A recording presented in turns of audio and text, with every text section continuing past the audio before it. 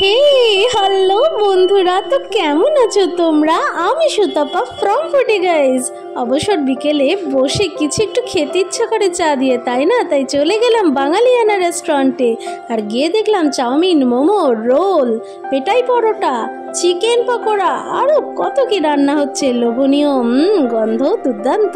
তাই লোভ সামলাতে না পেরে চোখ ঘুরিয়ে ঘুরিয়ে দেখে নিলাম দুর্দান্ত সেই চিকেন পকোড়াগুলো রাখা আছে, যেগুলো দেখতে কিন্তু বেশ লোভনীয় ছিল। এই চিকেন পকোড়াগুলো গরম গরম ভাজা হচ্ছিল, ঠিক আছে?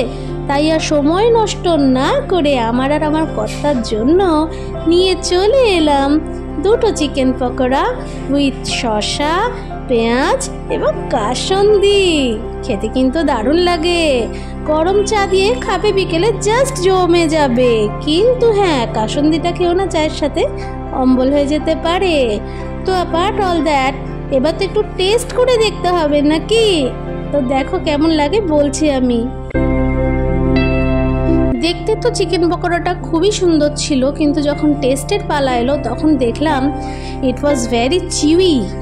আর হ্যাঁ, যখন চিকেন পকোড়াটা একটুখানি ছিঁড়ে খেতে লাগলাম, দেখলাম ভেতরে একটাই চিকেনের এই ধরনের চাঙ্ক পিস ছিল, আর সেটাও আবার ভীষণই হার্ড। পুরো চিকেন পকোড়াটা কভার ছিল কিন্তু পেঁয়াজ আর বাঁধাকপি, আর সামান্য দুই একটা টুকরো গাজরের ছিল।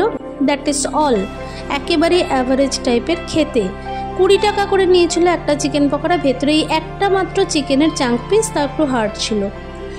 তো ঠিক আছে, শসা পেঁয়াজ দিয়ে খেতে খুব একটা মন্দ লাগছিল না। হার্ড কোটিং আর একটু অনেকটাই অয়েলি ছিল, তো অয়েলি তো হবেই।